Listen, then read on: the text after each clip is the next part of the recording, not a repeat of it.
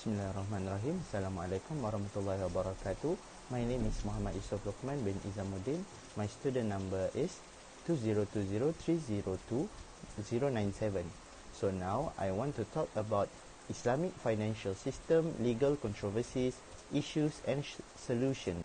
The Islamic financial system in Malaysia has been in existence since the establishment of ABI in 1983. However, various legal polemics have emerged and are hotly debated both inside and outside of the courts.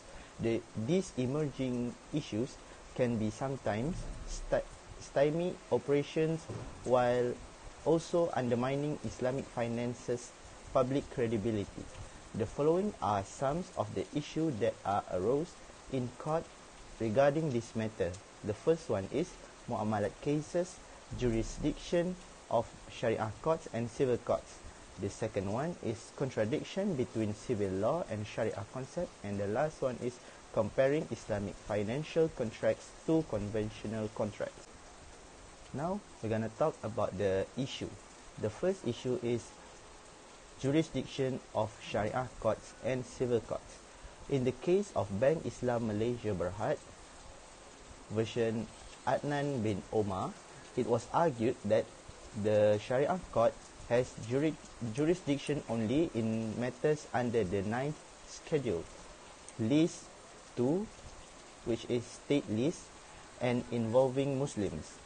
In fact, the Islamic Bank is a corporate entity that is not a Muslim. As a result, only civil courts have broad jurisdiction in this case. The second issue is contradiction between civil law and Sharia concept. Malaysia's Islamic financial system operates without a comprehensive law or act. As the result, Islamic finance continues to rely heavily on civil acts to function. Sharia principles, for example, forbid the occurrence of two contracts in one contract.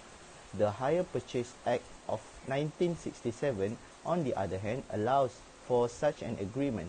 This is in violation of the Sharia principle, which states that the two contracts can be performed separately. The third one is comparing Islamic financial contracts to conventional contracts. The court interpret the contract used in Tinta Press Sendirian Berhad version Islamic Bank Islam Berhad to be a lease, whereas the bank used the Al-Ijarah contract in the transaction between them.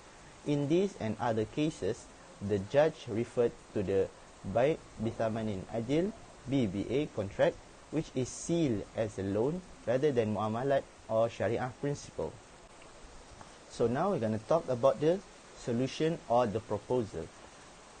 The first proposal is amendment to the Federal Constitution, particularly Article 47(2) and the 9th Schedule, List 1, Federal List, and related acts to include Islamic law in its entirety, including the Islamic muamalat system in the Federal List. This is to allow the Islamic financial system to function and to give the Sharia court jurisdiction to hear cases involving Islamic finance and muamalat, whether they involve Muslim customers or not. The second proposal is amendment to Act related to the Islamic financial system, such as ABN 2009, ABI 1983, BAFIA 1989, and AT 1984 can be made to avoid or minimize reliance on the other statutory laws. Another step is to replace the Contract Act 1950, Hire Purchase Act 1956 and Company Acts 1965 with Islamic financial legislation that is already exists in Islamic muamalat. And the third one is amendment can be made to the Civil Law Act 1956, which state that if there is no legal provision in the question or issues relating to the bank or banking, the court may apply English law. Amendment can include Islamic law as a court reference, particularly in cases involving Sharia issues or granting exemption to the applicant of English law in such cases.